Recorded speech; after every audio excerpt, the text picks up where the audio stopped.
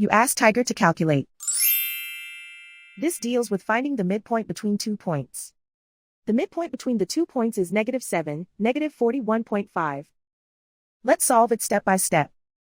Plot the 2 points and calculate the midpoint using the formula. The coordinates of point 1 are, x1 equals -16, y1 equals -49. The coordinates of point 2 are, x2 equals 2, y2 equals -34.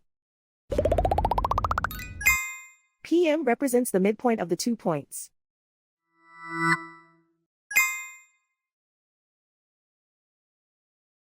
Use the x values in the midpoint formula to find the midpoints x. x1 equals -16. x2 equals 2.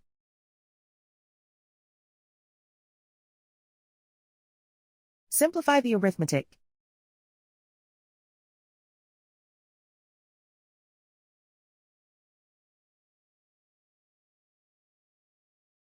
Use the y values in the midpoint formula to find the midpoints y.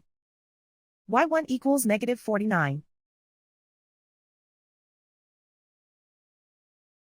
y2 equals -34. Simplify the arithmetic.